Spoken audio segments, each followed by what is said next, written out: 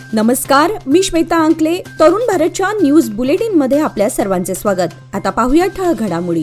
अमेरिकेतील राष्ट्राध्यक्ष निवडणुकीचे निकाल आज जाहीर झाला आहे.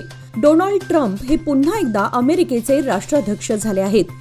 डेमोक्रेट पक्षाचे उमेदवार कमला हॅरिस यांना पराभव पत्करावा लागलाय. डोनाल्ड ट्रम्प यांच्या विजयाचा भारत शेअर मार्केटवर मोठा परिणाम झालाय. शिवाय ग्लोबल शेअर मार्केटही वधारलंय. ट्रम्प यांच्या विजयामुळे TCS, Infosys, HCL, tech, Wipro आणि डिक्सॉन टेक यासारख्या शेअर्सने देखील उसळी घेतली आहे. भारतीय शेअर बाजारात सकाळपासून तेजीत राहून समाप्ती देखील चांगली झाली. आंतरराज्य गुन्हेगारांच्या टोळीतील 3 जणांना अटक करून 40 लाख रुपये किमतीचे 522 ग्रॅम सोन्याचे दागिने जप्त करण्यात आले आहेत. अथणी, कागवाड, ऐगळी पोलिसांच्या पथकाने ही कारवाई केली आहे. जिल्हा पोलीस प्रमुख डॉक्टर भीमाशंकर गुळे यांनी मंगळवारी पत्रकारांना ही माहिती दिली. अटक करण्यात आलेले 3 जण मिरज तालुक्यातील असून या त्रिकुटाने अथणी, कागवाड, ऐगळी व घटप्रभा पोलीस स्थानकाच्या कार्यक्षेत्रात 10हून अधिक गुन्हे केल्याचे पोलीस तपासात उघडकीस आले आहे. बेळगाव जिल्ह्यातील रायबाग तालुक्यातील कुडची रेल्वे स्थानकावर वंदे भारत ट्रेन क्रमांक 20669 थांबवण्याचे निवेदन चिकोडीच्या खासदार प्रियंका जारकीहोळी यांनी केंद्रीय राज्याचे रेल्वे मंत्री व्ही सोमण्णा यांना पाठवलं आहे. हुबळीहून पुण्याकडे जाणारी वंदे भारत एक्सप्रेस गाडी क्रमांक 20669 रायबाग तालुका कुडची रेल्वे स्थानकावर थांबल्यास प्रवाशांना सोयीचे होईल अशी माहिती त्यांनी प्रसिद्धीस दिलेल्या पत्रकात दिली आहे. या तालुक्यातून पुण्याला जाणाऱ्या किंवा तिथून बेळगाव शहरात येणाऱ्यांना सोयीचं होईल असे खासदार प्रियंका जारकीहोळी यांनी सांगितलं आहे. बेळगाव उत्तर मतदारसंघातील हनुमाननगर येथील मुख्य रस्त्यांच्या कामांना आज बुधवारी प्रत्यक्ष सुरुवात झाली. यावेळी आमदार आसिफ सेठ यांच्या हस्ते प्रातिनिधिक भूमिपूजन करून रस्ते कामाला सुरुवात करण्यात आली आहे. बेळगाव शहरातील उत्तर भागातील रस्ते कामांसाठी पालकमंत्री सतीश जारकीहोळी यांच्या सहकार्याने सार्वजनिक बांधकाम विभागाच्या माध्यमातून कोट्यवधी रुपयांचा निधी आमदार आसिफ सेठ यांनी मंजूर करून आणला आहे. या निधीपैकी बेळगाव क्लब रोड ते हनुमाननगर सर्कल व तेथून हिंडलगा गणपती मंदिर पर्यंत जवळपास 3 किलोमीटरच्या रस्त्याला 4 ते 5 कोटी रुपये खर्चून विकास करण्यात येणार आहे असे आमदार आसिफ सेठ यांनी सांगितले. यावेळी माजी नगरसेविका अनुश्री देशपांडेसह भागातील नागरिक मोठ्या संख्येने उपस्थित होते. बेळगावातील अस्मिता क्रिएशन्स या चित्रपट निर्मिती संस्थेच्या नूतन कार्यालयाचे उद्घाटन सुप्रसिद्ध विनोदी अभिनेते विजय पाटकर यांच्या हस्ते करण्यात आले. मंगळवारी भाग्यनगर पहिला क्रॉस येथे हा कार्यक्रम संपन्न झाला. यावेळी अभिनेते विजय पाटकर म्हणाले की स्वतःचा स्वार्थ बाजूला ठेवून लोकांसाठी जगले पाहिजे. अस्मिता क्रिएशन्सने चांगला उपक्रम राबवला आहे. त्यामुळे बेळगावातील कलाकारांना एक चांगले व्यासपीठ उपलब्ध झाले असून अस्मिता क्रिएशन्सच्या माध्यमातून स्थानिक आणि नवोदित कलाकारांना अभिनयाचे धडे गिरवले जाणार आहेत असे सांगत क्रिएशन्सच्या कामाला शुभेच्छा दिल्या. यावेळी अस्मिता क्रिएशनचे दिग्दर्शक राजेश गणपती लोहार, कथा, पटकथा, गीतकार, लेखक आणि दिग्दर्शक संतोष चंद्रकांत सुतार, एंजल फाउंडेशनच्या मीनाताई बेनके यांच्यासह उत्तर कर्नाटका फिल्म चेंबर ऑफ कॉमर्सचे डॉक्टर शंकरराव सुगते, अस्मिता क्रिएशनचे सर्व पदाधिकारी व स्थानिक कलाकार उपस्थित होते. मार्कंडेय साखर कारखान्याच्या नूतन अध्यक्षपदी R.I. पाटील यांची बिनविरोध नियुक्ती झाल्याबद्दल तालुका महाराष्ट्र एकीकरण युवा आघाडीच्या वतीने सत्कार करण्यात आला. यापूर्वी कारखान्याचे अध्यक्ष तानाजी पाटील यांनी आपल्या प्रकृतीच्या अस्वस्थतेमुळे आपल्या अध्यक्षपदाचा राजीनामा दिला होता. यामुळे अध्यक्षपद रिक्त होते. त्यानुसार सर्व संचालक मंडळांच्या सहकार्याने एकमताने बिनविरोध निवड करण्यात आली. त्यामुळे तालुका महाराष्ट्र एकीकरण समितीच्या वतीने त्यांचा सत्कार करून त्यांना शुभेच्छा दिल्या. यावेळी राजू केणेकर, मयूर बसरीकट्टी आदी उपस्थित होते. निपाणी प्रभाग क्रमांक 15च्या नगरसेविका नगीना मुल्ला यांचे 3 महिन्यांपूर्वी निधन झाले होते. यानंतर त्यांच्या रिक्त जागेवर पोटनिवडणूक जाहीर झाली आहे. त्यानुसार सोमवारपासून उमेदवारी अर्ज स्वीकारण्यास प्रारंभ झालाय.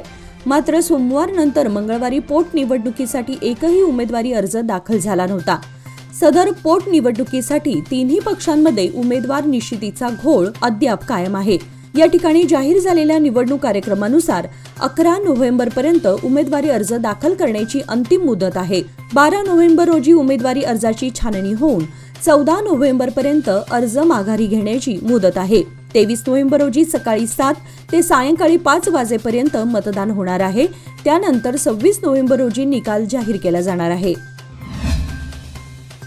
तहसीलदार कार्यालयातील एका अधिकाऱ्याने तहसीलदारांच्या कक्षात गळफास घेऊन आत्महत्या केल्याची घटना मंगळवारी सकाळी उघडकीस आली होती.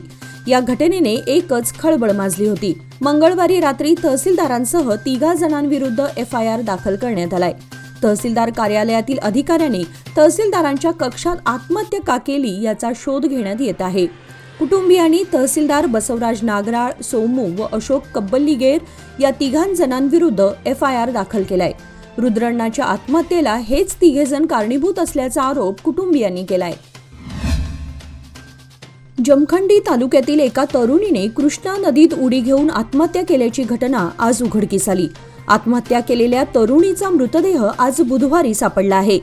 3 नोव्हेंबर रोजी सायंकाळी 5 वाजण्याच्या सुमारास युवतीने कृष्णा नदीमध्ये उडी मारल्याची माहिती उपलब्ध झाली होती. त्यानुसार घटनास्थळी पोलीस, अग्निशमन दलाचे जवान दाखल होऊन मृतदेह शोधण्याचे काम सुरू होते. त्यानंतर आज तिचा देह मृतावस्थेत आढळला. कल्पना चंदू बंदी, वय 21, राहणार विजयपूर असं मृत महिलेचं नाव आहे. या प्रकरणी पोलीस ठाण्यामध्ये गुन्हा दाखल करण्यात आलाय. निपाणी येथील प्रभाग क्रमांक 19 मधील जुने संभाजीनगर भागामध्ये विठ्ठल ढावळे यांचा भंगार व्यवसाय आहे. मात्र लोकवस्तीत असलेल्या आणि गेल्या अनेक महिन्यांपासून उघड्यावर पडलेल्या या भंगार वस्तूंमुळे परिसरातील नागरिकांना मोठा त्रास सहन करावा लागत आहे. यावर योग्य ती कारवाई करावी अशा मागणीचे निवेदन नागरिकांच्या वतीने निपाणी नगरपालिकेला देण्यात आले. यावेळी नगरसेवक शौकत मणेर, माजी नगरसेवक दत्तात्रय जोत्रे, पंकज गाडीवड्डर, युवराज मातीवड्डर यांच्यासह नागरिक उपस्थित होते. वक्फच्या नावे शेतकऱ्यांच्या जमिनी हडपण्याचा राज्य सरकारचा प्रयत्न असून हा अन्याय कदापि सहन केला जाणार नाही. याकरिता तीव्र आंदोलन उभारण्यास भाजप सिद्ध आहे, असे प्रतिपादन जमखंडीचे आमदार जगदीश गुडगुंटी यांनी केले. जमखंडी तालुका भाजपतर्फे मोर्चा काढून राज्य सरकारचा निषेध करण्यात आला. याप्रसंगी ते बोलत होते. येथील जुन्या तहसील कार्यालयापासून सकाळी 11:30ला मोर्चास प्रारंभ करण्यात आला. प्रमुख मार्गावरून मोर्चा AG देसाई सर्कलमध्ये आल्यावर येथे जोरदार निदर्शने करण्यात आली. या प्रसंगी नगर मंडळ भाजप अध्यक्ष अजय कडपट्टी, ग्रामीण अध्यक्ष अरविंद गौडा पाटील, नगरसेवक कुशाल वाघमोरे यांच्यासह कार्यकर्ते उपस्थित होते. शेतकरी संघटना, मठ तसेच सरकारी जमिनीवरील बेकायदेशीर नोंदी तत्काळ हटवाव्यात यासह विविध मागण्यांसाठी आमदार बसनगौडा पाटील यत्नाळ यांच्या नेतृत्वाखाली विजापूर जिल्हाधिकारी कार्यालयाबाहेर बेमुदत धरणे आंदोलन करण्यात येत आहे. जिल्ह्यातील विविध गावातील शेतकरी, विविध समाजातील लोकांनी पाठिंबा व्यक्त केला. राज्य सरकारने शेतकऱ्यांच्या जमिनी बळकावण्याचा प्रयत्न केला असून तो आम्ही कोणत्याही कारणास्तव होऊ देणार नाही, असा इशारा यावेळी देण्यात आला. या आंदोलनात गावातील शेतकरी नेते, शेतकरी पंचमसाली समाज, बणगर समाज, मराठा समाजाचे नेते, कर्नाटक मादिग जनसंघ संघर्ष समिती बेंगळुरूचे पदाधिकारी सहभागी होऊन पाठिंबा व्यक्त केला. कोल्हापूरकडून येणाऱ्या प्रवाशांसाठी शिपूर मार्गे असणारा गोवा मार्ग अत्यंत नजीकचा असल्यामुळे या आंतरराज्य मार्गावर मोठ्या प्रमाणात वाहनांची वर्दळ असते. वाहनांची वर्दळ पाहता सार्वजनिक बांधकाम खात्याने या मार्गाची दर्जेदार बांधणी करण्यासह या रस्त्याच्या व्यवस्थापनावर भर देणं गरजेचं आहे. पण या मार्गाकडे संबंधित खात्याचे अक्षम्य दुर्लक्ष झाल्यामुळे या मार्गावर खड्ड्यांचं साम्राज्य पसरलंय. या मार्गाची दर्जेदार बांधणी व व्यवस्थापन ठेवल्यास या भागातील व्यापार व उद्योग वाढीसाठी अत्यंत अनुकूल होणार आहे. मुख्यमंत्री सिद्धरामय्या यांच्या विरोधात भाजप आणि JDS नेते षडयंत्र रचत आहेत. केंद्रात भाजप सरकार आल्यानंतर 10 वर्षात त्यांनी ED, CBI आणि IT सारख्या तपास यंत्रणांचा गैरवापर करत आहे. राज्य सरकार अस्थिर करण्याचा प्रयत्न करत आहेत.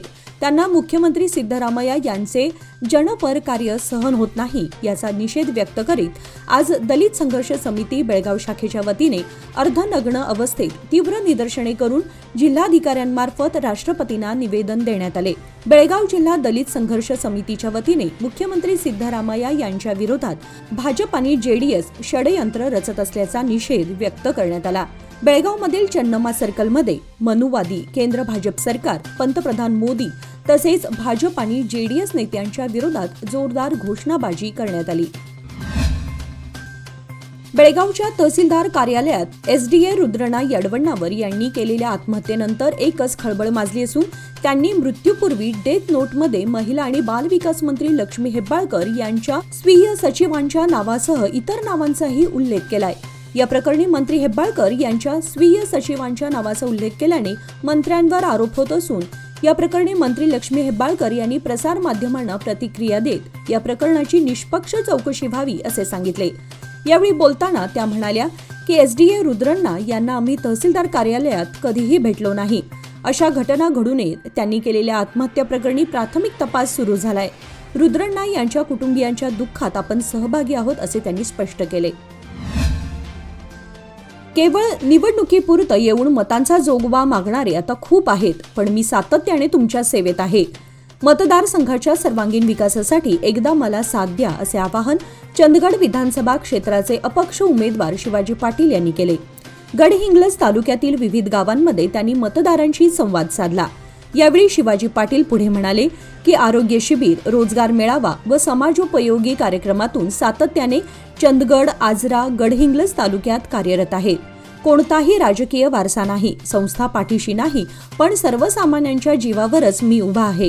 त्यामुळे तुमची ताकदच माझी शक्ती आहे। तुमचा सर्वांगीण विकास हाच माझा ध्यास आहे।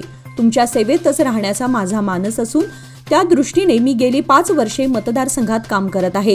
यावेळी त्यांच्या समवेत भीमा कांबळे, जयवत कांबळे, चंदू कांबळे, प्रकाश कांबळे, सुजय जाधव, रमेश कोरे, आकाश कोरे, संजय देसाई यासह कार्यकर्ते मोठ्या संख्येने उपस्थित होते। शिवाजीराव पाटील यांनी आज बुधवारी हसूर सासगीर येथे आपले हजारो कार्यकर्ते आणि सहकाऱ्यांसह मतदारांची भेट घेऊन आशीर्वाद घेतले। प्रचार दौऱ्याच्या वेळी वैरागवाडी येथील जयसिंग पाटील यांच्या शेतवाडीमध्ये मळणीचे कार्य सुरू असल्याचे पाहून शिवाजीराव पाटील यांनी थेट शेतामध्ये प्रत्यक्ष जाऊन उपस्थिती दर्शवली व मळणीला प्रोत्साहन दिल्याने उपस्थित शेतकरी आणि मतदारांचे लक्ष वेधून घेतले। याप्रसंगी शिवाजीराव पाटील यांचे कार्य पाहून जयसिंग पाटील आणि त्यांच्या कुटुंबियांनी कृतज्ञता व्यक्त केली। याचबरोबर आजचे बातमीपत्र इथे संपले। अधिक माहिती आणि ताज्या घडामोडींसाठी पाहत रहा तरुण भारत न्यूज चॅनल। तसेच आमच्या चॅनलला लाईक, शेअर आणि सबस्क्राईब करायला विसरू नका आणि विश्वासार्ह बातम्यांसाठी दररोज वाचा दैनिक तरुण भारत। धन्यवाद।